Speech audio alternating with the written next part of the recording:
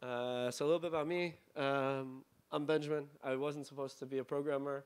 I actually wanted to be a lawyer. Thought it would be great to work for myself. And then I realized that law sucks. And building things is very cool. So I ended up doing the Livagon bootcamp thanks to childhood friend. And for a little period of time, my life became very French. But I lost all the French that I learned in that period. At the time, I had a French best friend, a French girlfriend, and worked for a French company. So it makes sense that I'm here at Apidays Paris. And then just a couple weeks before COVID started, I moved to Vonage, which is my first big boy job at a corporate company. And it's been a lot of fun. It's really cool working in DevRel. And it's very cool being like developer zero, testing out new products like the AI Studio. So a little bit about Vonage. Somebody was paid to make this, so I included this in the slide. I knew Vonage back as a kid. They had these really weird, crazy commercials. Let's see if I can. So they had commercials like this where people fell off of a roof. There was a little jingle that went like do do do do do, and it was orange. And then walking into their office one day in Tel Aviv, I went to a meetup. And I was like, wait, what the heck? Why is Vonage still around? And what do they do? And why do they have an R&D center of 150 people in Tel Aviv? So Vonage, as far as we care, APIs, Vonage about 5-7 years ago realized they needed to reinvent themselves. So they went on a purchasing spree, bought Nexmo, TalkBox, OverAI, New Voice Media, and more recently Jumper AI. I and the other colleagues who are in the back row here too make me feel really embarrassed. We all work in what used to be Nexmo TalkBox. So those were API companies. Nexmo did stuff like text, voice, and TalkBox did video. And so now we're all in Vonage. And then a few months ago, Ericsson bought Vonage. So now we're Vonage and Ericsson company. So that's what Vonage does. This is the explanation my boss wants me to give. We're a cloud communication platform that allows developers to integrate voice, video, and other APIs. And we got acquired in July. Big point for us, obviously, lately. We have some pretty awesome programs for developers. We have Developer Spotlight, where you can play around with Vonage APIs and write like blog posts or make a video, and we'll pay you $500. We have a startups program. Our startup program manager is here, so if you work at a startup, or you want to start a startup, we'll help with a custom-tailored plan for you. You'll meet with product managers, engineers in the company, or even sales or marketing, whatever helps you. It's totally free, no equity that we take for it. Just we want to get early-stage startups using our APIs. We also have an amazing developer platform, and you can join our community. If you want to learn more about Vonage, we have a big booth upstairs. Oh, and I need to tell you, we're doing Dev City, a big event tomorrow night. We're like a big sponsor at the API Days, and we're doing an event called Dev City. So you can come and get a VIP sticker. We're gonna have like great food. We have an interview with Arnaud, I forgot his last name, but API specialist from Postman, and that's before the soiree. So it's gonna be a lot of fun tomorrow. But let's get back to conversational AI. So what is conversational AI? Conversational AI is the artificial intelligence that allows humans to speak to computers as if they would speak to another human being. So you don't need to pick precise words. You don't need to pick a number. You can just write exactly what you're thinking, and then the AI takes care of it so that it understands what you want. So how much AI is in the AI Studio? Basically, there's two parts. There's the ASR, or automatic speech recognition, and the NLU and NLP. So we're going to see in just a few minutes the power of the NLU capabilities. The ASR is basically just in voice bots. So if you want to make an agent that allows your users, your customers, to call into your business, so the ASR takes the voice audio and then transcribes that into text. And then the NLU and the NLP is what is kind of giving it the brain and understands what does the human really want. So in that NLU NLP, we have two parts. The entity extraction, so it goes into the text that it's getting back from your user and picks out the parts that are important, right? So what are the objects, what is the emotion, what is the language, what is the objective of the user, and then the intent classification. So that's where it says, okay, this user wants to do this, so let's push him into this flow or that flow. And just like a little picture of how that looks.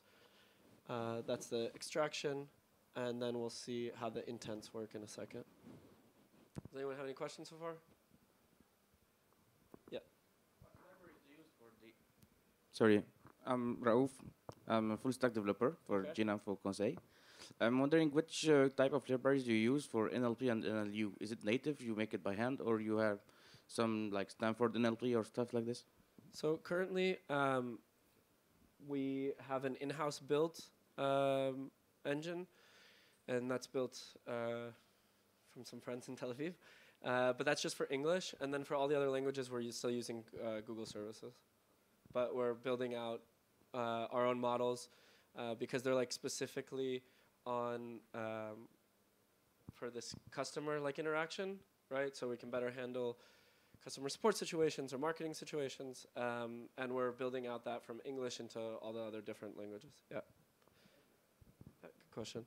So about the AI Studio. Sorry. So what I wanted to say was, so we know a little bit of conversational AI, but why would we use the AI Studio, and when do we use the conversational AI? Again, the marketing speak is AI Studio is a no-code, low-code conversation designer that empowers both developers and non-developers to design, create, and deploy virtual agents that operate in natural language. What does that really mean? That means that businesses a lot of times have situations where they're answering the same questions, or they're trying to guide people to the same customer journeys, right? And having humans do that is very expensive, costs a lot of time, a lot of money. So why don't we use a code and software to save our bottom line? And it's not a new idea. Since the 70s, people have been building IVRs.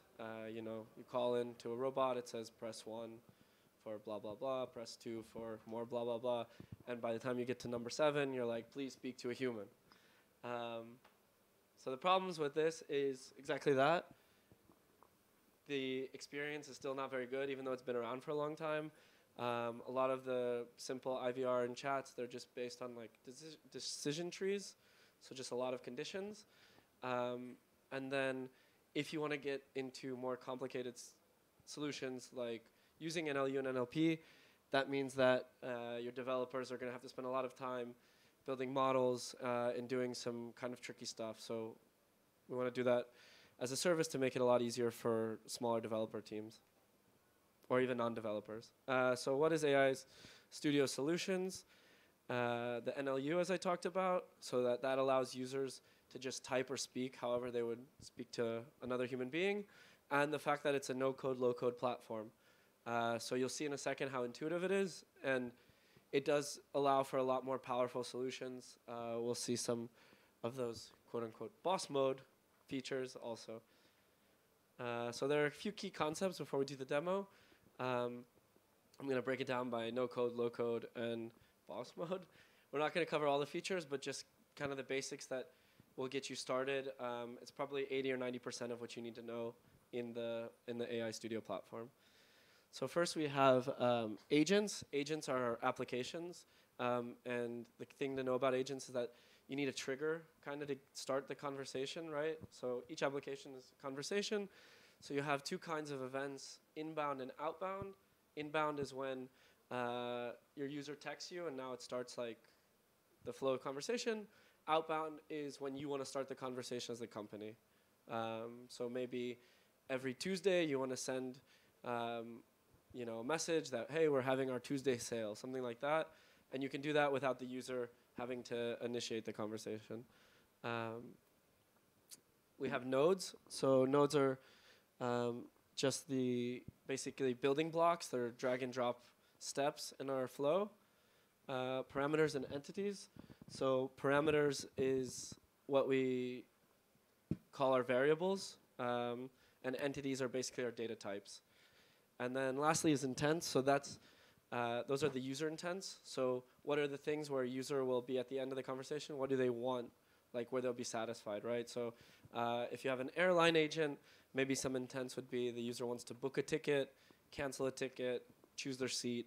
And so once you define all those intents, then you can start to build out the flows, and the NLP will save you a lot of time on putting in all the user expressions, because it has like a big brain that we'll see in a second how we just have to add a couple expressions, and then it has already like the logic with like synonyms and everything to build out, so you don't have to spend a lot of your developer time on that.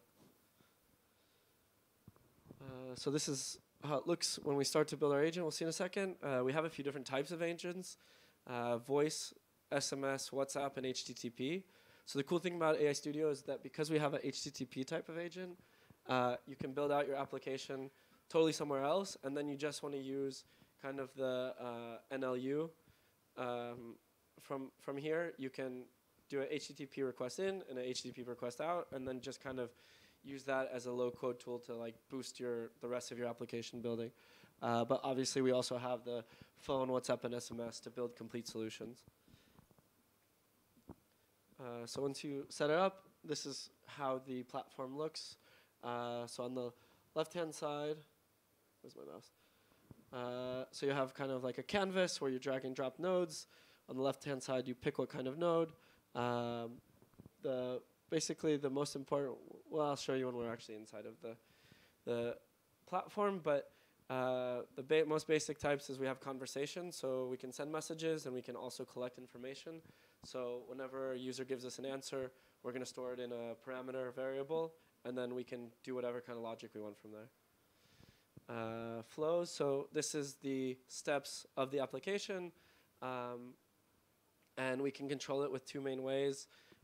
We have conditions, so that's just kind of basic Boolean logic of creating if, then, if, else, but you don't even need to be very experienced with as a developer. We'll see how that looks. And then we have the classification, so that's where we're using intents and a no-code way that we just put the intent, and then we do with arrows which way we want to go and control the flow. So next level would be with the nodes we have actions, so we can do things like send emails or SMSs. We can also connect to a live agent if we want to take people out of, maybe we don't understand how it's happening and it seems like there's a very urgent situation, so we want to connect them with a live human. And then in the advanced nodes we have custom code, and that's where you basically have a JavaScript playground where you can throw in whatever JavaScript you want to add. So we'll see that in a second as well. And then the highest level, we have integrations and events. You also have reports and tags, but the integrations events are really the strongest part, I think. With the integrations, we have webhooks, so we can easily make all of our REST API requests get, post, delete, put, whatever we want, and then we can pull data from some outside source or send new data and create new data in our database. And then, as I spoke before, we have events. So we have the inbound one, which is set up inside the platform, but we also have outbound or API events where we can trigger basically the conversation with our own application. So that's using, we'll see a node called events. Yeah.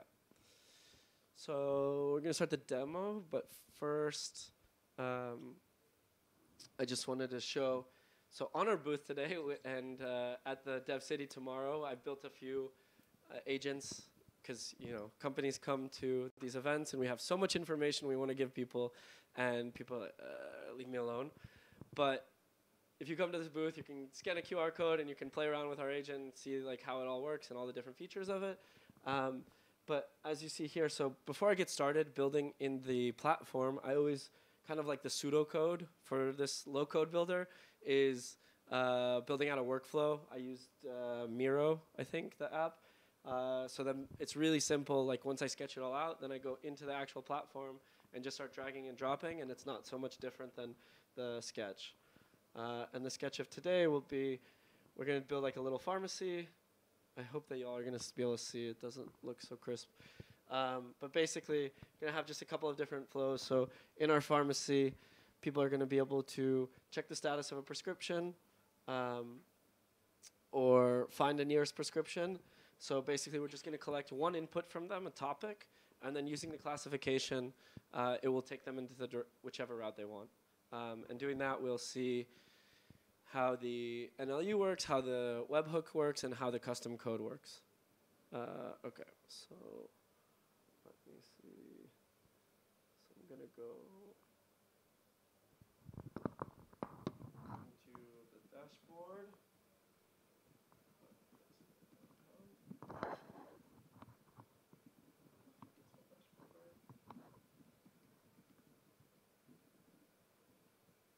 Okay, so if we're in our Vonage developer dashboard, we just need to go down here. On the left, it's called AI Studio, which will take us into the platform. 2FA. Another API provided by Vonage. That's too many numbers. 8100. Okay, and then here we'll create a new agent. Sorry. So here we'll create a new agent. We're going to make a WhatsApp agent. We say Europe. So basically all that does is tell us where our servers are going to be. So let's call it Paris Farm for our pharmacy. And let's put in Paris.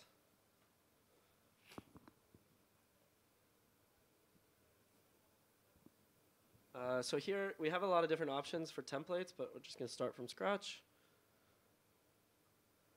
And it's going to be a basic agent. We're just going to do it on an inbound. So when a patient of our pharmacy texts us, we'll start talking to them.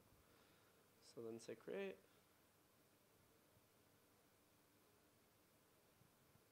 Okay, so now let's just do a little overview. So here is our canvas of where we can start. We see we have our starting point, so that'll be our inbound event. On the left, we have all of our nodes. So here you can get information about your agent overview.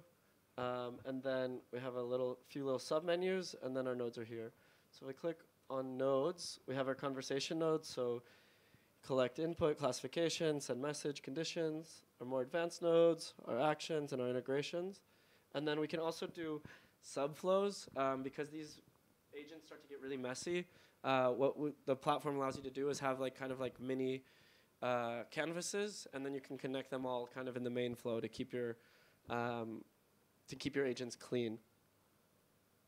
So let's just start. We'll just put in first message.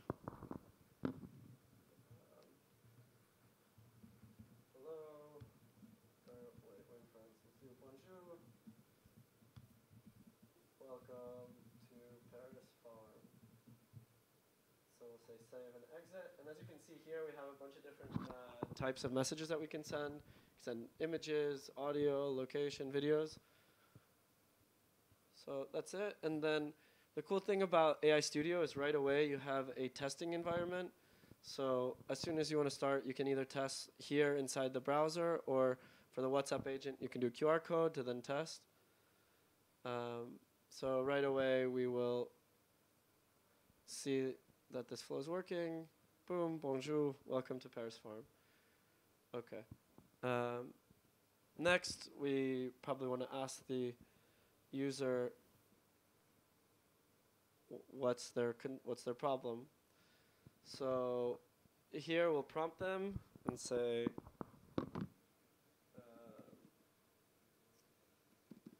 how can I help you?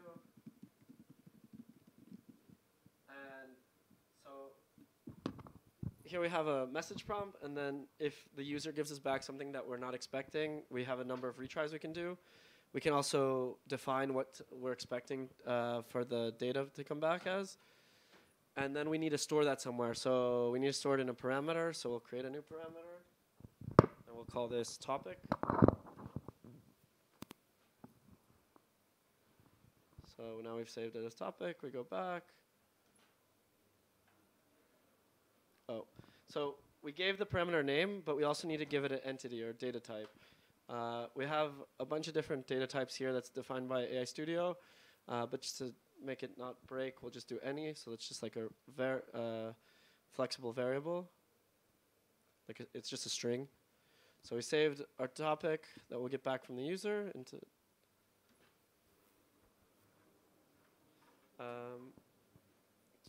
So we've gotten back a topic, and now we've said it before, for those of you who weren't here before, we're building a pharmacy bot, and we're going to give the pharmacy bot a few different options that it can help our patients with. So either they can look up the status of the prescription, or they can find the closest pharmacy. And now we've gotten that topic from our user. So now we want to use our classification to figure out where that should go, which flow that should go on. So we'll do our classification node, connect it here. And so we're going to be classifying based on topic. And we haven't built out any intents yet, so we need to do a couple. So here, let's say, give it a name.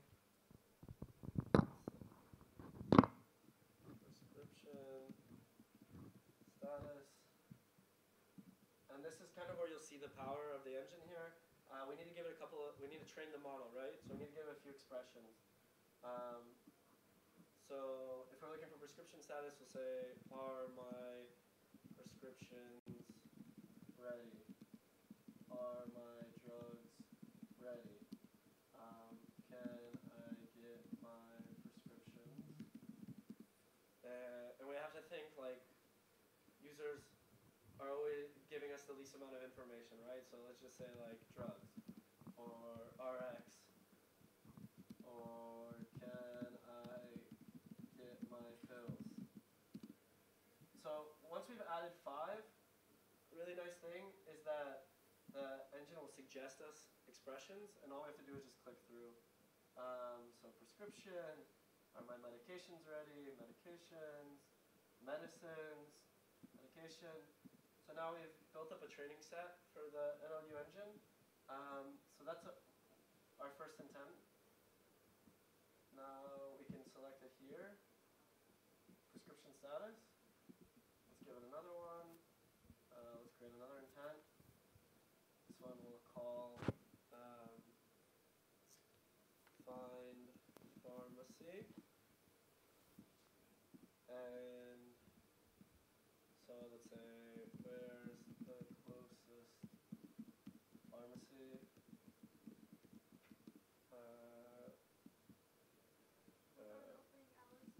I'm sorry? So there we might want like a different intent, because they might have probably different information that we want to send the user on, right? Like if the end of the pharmacy, like find a pharmacy, we want to send them a location, but opening hours, I guess actually, yeah, we could build it in a way where we send it all. Okay, so let's do that. Yeah. Opening hours of pharmacy. Let's say location of pharmacy. Let's say maybe location. Nearest prescriptions, let's say.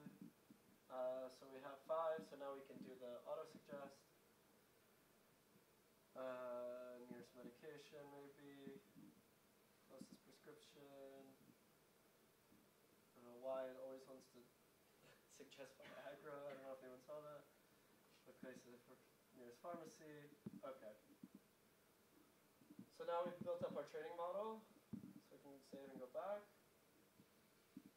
So now it's going to classify us based on the user input. And so now let's build out the prescription status. For this demo, I'm using like a little fake backend called it's called my JSON server, or yeah, my JSON server. So basically, what this does is allows us to use just like a JSON file as a mock database. So here, our database will just look like this, where we have a table of patients, we have a table of pharmacies. And you can see that the patients have different names, they have different prescriptions. So now we can use that to call on this little fake database. So we're going to use the webhook node here. So in this webhook node, basically here you build it up with your request URL pass it any parameters that you want in the body or query parameters. And then once you get the response, you can map it to local variables, which you'll then be able to use inside of the actual platform. Just to get this right, I'm going to just copy paste this URL.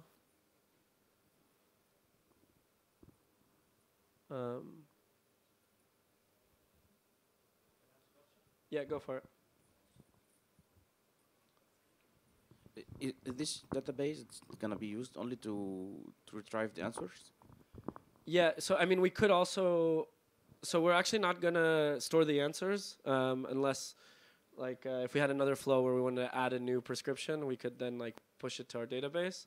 Okay. But the answers are here just stored locally in the platform, like in the parameters. I'll show you. I think I'll show you in a second. It'll make sense. Okay. Thank you. Yeah. I realized that I missed a step actually, but here, so we're gonna ping that little fake database and we're gonna search by name. So here all of a sudden name popped up as a query parameter, and here we need to pass a value. And this is probably now the question makes sense, right? Like, well, where are we gonna get the value for name? We haven't asked the user for his name. So I missed a step. So here we want to actually, we'll delete this, and we're gonna collect the name from them. So we'll say, great, and I have your name, and then we need to save that into a new parameter. So we'll call it just username. And go back, save it. And so now that we have that information from the user, we can now pass it in our params as name. So we just need to start with $. That's how in AI Studio you can use the parameters dynamically. So here it'll fill in the username in the request. And then the cool thing is here we can test our request locally. So we tested it, and in our response we got nothing. But that's because there was nothing in the name, right? We were just testing. We can open with this little toolbar. We can pass in some test values. So let's put in Benjamin. If we look here in the database, we have Benjamin, Mickey, Richard. So we'll try Benjamin. And then we'll resend our request. And now we're getting back that data from our database. And just to prove to you, we can also put Richard, and we should get back something else. And yeah, we got Richard. Cool. So we know that our webhook is now working. So now we're getting back. So we made that request. But we want to do something with the response, right? We're not storing the response anywhere. You might see here we have something called response mapping. So when we did that test, we can see what the response looks like. We're getting back an array. Then when it has objects inside of each patient. So we need to go inside the array and then grab those different objects. So we'll just say in that array at the 0 place is going to be a parameter. We need to create a new parameter to store that. So it'll be like return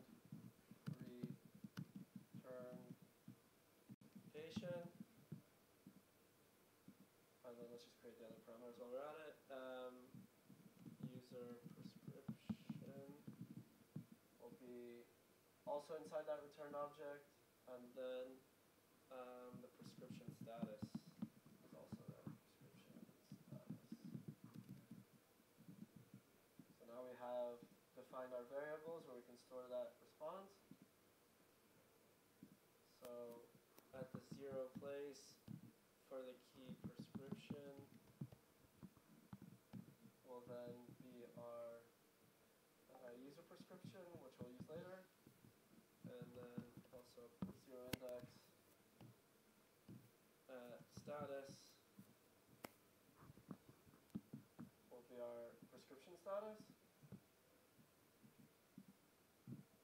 Okay, and so now I think if we test it, we'll see that it maps correctly to test results.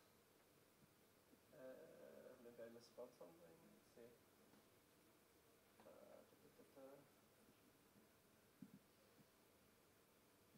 because in this test variable, Richard doesn't actually have any prescriptions. So if we try Benjamin, we should then see those results be mapped. So here prescription has a status, and status 0, prescription 0 status.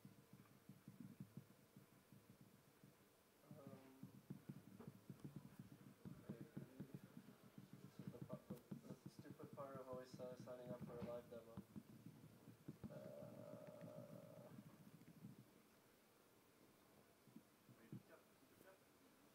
No, the status is coming. So this is coming from the JSON. Yeah. Well, I think we should be able to do the rest of the demo without this.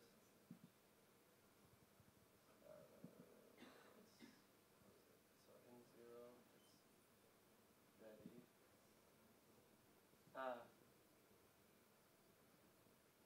Something strange happening here. Okay, so let's just do this. I think this will work. Let's get rid of this. Oh, that's why. I'm already storing. I accidentally clicked the wrong variable to store it in. So it's giving me an error because I was trying to store 2 responses in the same parameter. Okay, so we did the response mapping, and now we just want to do a little condition. So if we get something back, we'll give the status. If we don't get anything back, we'll say sorry, we didn't get anything back. So now we go over here to our condition node, and here we'll do our little bit of Boolean logic. We're going to create a condition. So if our return patient has value, so that'll be the first condition. And here I like to give it a very obvious name, so return patient equals value. Save that. Create a second condition. Return patient has no value. So return patient has no value. And we'll save that. And so here right away, it's very clear. Like even when you're here, you can see what's happening inside of this conditions. So if it has value, we want to send a message that says the status of your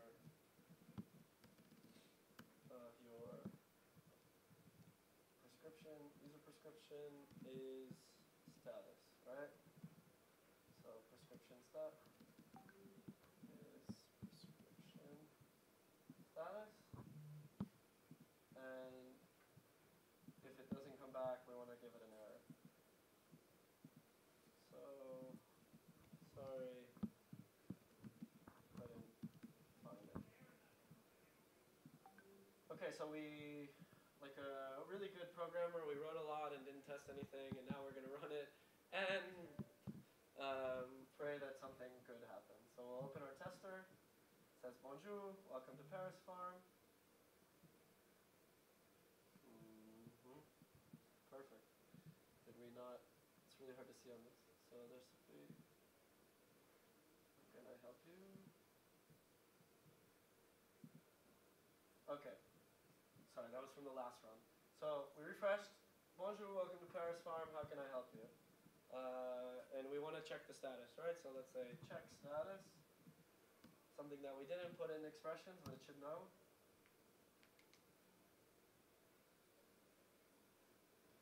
Oh, that's not good. Okay. Say prescription status. I don't think we used anything about check. Prescription status. Great. Can I have your name? Say, let's use one of the names from our database. I think Mickey has a prescription. Let's just check. Yeah, we have Mickey, and he's getting aspirin. So Mickey, and now it gives us the status of your aspirin is not ready. Not ready. So like that, we've worked through our first flow. I think we have how many? 10 minutes left? Yes. Yeah, okay, so I'll try and go really fast to go through the second flow. So the second option we had was for, let's add another intent here, is to find a pharmacy, right? So we'll add this here.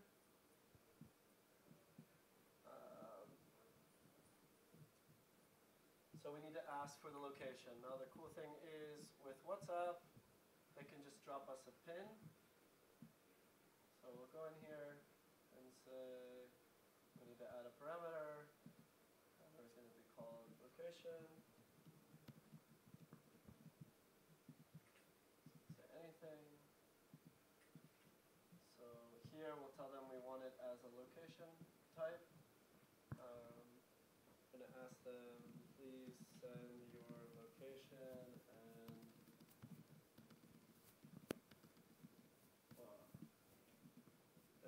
I'll direct you. Great. So if we had a little more time, I would show like test to see what that location comes back as. It comes back as a string of your address. And inside of there, so again, if we look at our database, very basic, we just set up pharmacies, one in each country. So we'll search our pharmacies by country. So we get back from that location like the full address, so we need to somehow pull out the country, right? That's the thing that we're going to search for. Obviously we could do a lot more intelligent logic. We could also use an outside API. But just for this very basic example, what we want to do is grab the country. So we're going to do some custom code, which will then parse out the country from that string. So in here, we will do something like, we don't have that much time, I'm just going to copy this. I'm sure you all would love to see me split a string, but there we go. So we're going to get a country, and then we want to return the country that we get back. And now we need to set it in another variable. So we'll call this user country.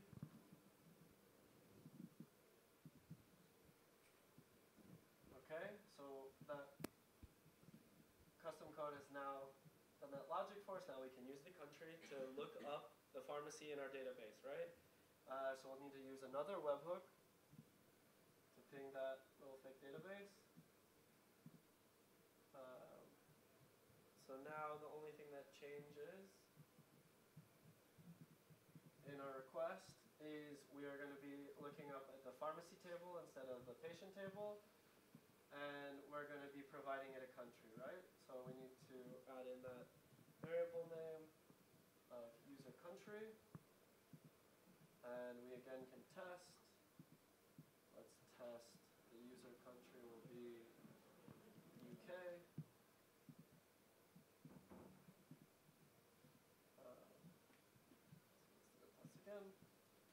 So here we get back our UK address of our pharmacy. Great. Also change this to, say, Israel. And we will test again. And now we're getting it back. So again, we need to somehow map this so that we can use it. So in our path, we will go again into the first object returned, and then we had a key called location, which gives us the address there. So then we want to save this into another variable. So let's call this requested pharmacy location. Do that again with an any type. Okay, we go back. So now we're making the request, we're storing it now in the location, and now we just need to show it to the user, right? And we can also do some error handling, but let's just show. So here in our message,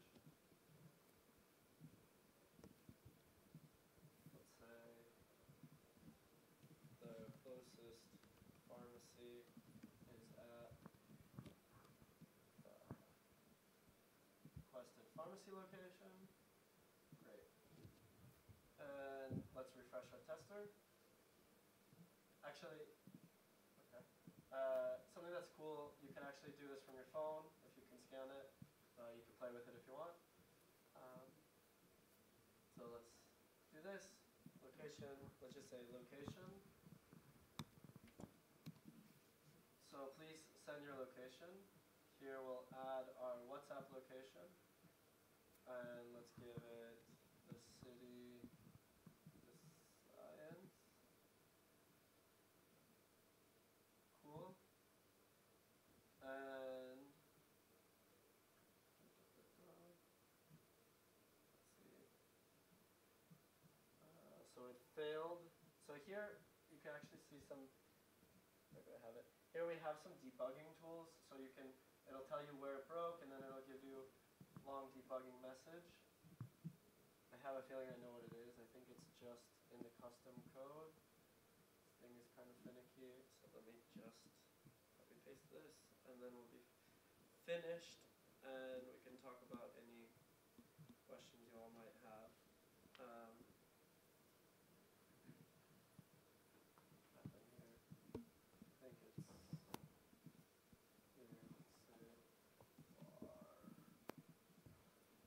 So the custom code runs on a external JavaScript library called JS Interpreter, and I'm not sure if that's updated for const.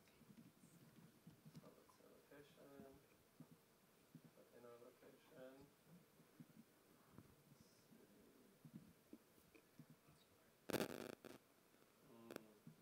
Okay, so what we would do now, if we had a little bit more time, is here actually, maybe this is it. Is that here it's coming back on expecting string. Maybe I wrote this bad. Yeah, so I gave it expected input of text and location. And I kind of connected the flow wrong.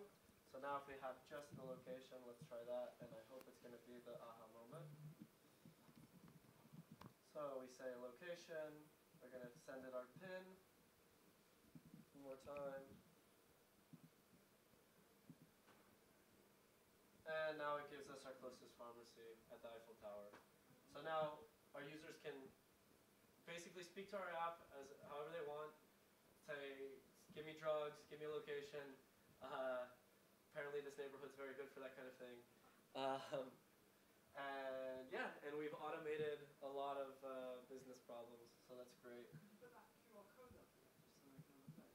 Yeah, if you want to try it out, we go back to our tester. Our QR code. Yep. Is it possible to get feedback from the user if it's working, if it's not what it is? Sorry. What do you mean by feedback? Feedback like stars to say if the answer is correct for the user or not. Or do you? That's up to you. You could easily just build that in, right? Is that you just then use like another collect input? Okay, but can you then improve your process? So based on that? So the one part that we do have left, I think, Mark, did you do it on the QR? Yeah. Okay, so you'll see here, so that's Mark's number, everybody, don't look. But you'll see that it automatically builds reports. And so using the parameters, you can, and the intents actually, you can build out very detailed reports, basically based on intents. So you can see how far into the flow the users are getting, if their connection is getting lost, if they make it all the way to like the final end, and from there you can have like a lot of rich data. Not in real time. Not in real time. Yeah, also in real time. I mean, he just did that just now. So like, it's up to you to build out a report, but then it'll be all the time. Okay, but can you improve your answers in real time based on the user feedback? I could change it right now and he'll get something different. Okay. Yeah, it's 100% like live. Okay, thank you. Yeah, definitely. So that's the end of the demo. Wait, where's this? I have just one thing I wanted to put up. Thank you for everyone watching me build a live thing. I know it's the worst. Basically, you can learn more. We have great docs. It's, as I said, this product just went GA a few months ago. So we're really looking for people to try it, test it, give us feedback. maybe figure out how to build the feedback in. Build an agent. You can also make $500 if you play around with it, write a blog post, and some API credit if you want to take a picture. Yeah, you have a question? Yes. How about some channels that are a bit more corporate style, like Teams channel interacting with Teams or Slack for that matter? So we have the HTTP agent, so you can build that with any integration. Okay. Yeah, exactly for that. It's me. Connect with me on Twitter, LinkedIn. We have I'm going to pitch one thing. Vonage is sponsoring the Dev City party tomorrow before the soiree. I'm going to be interviewing Arnaud Loret. He's some API savant from Postman. It's going to be very interesting. Fun, drinks. Mark's going to be there. And we have our booth upstairs where I can talk a lot more about anything you want to talk about. And we're giving free stuff. So thank you, everybody. And enjoy the week.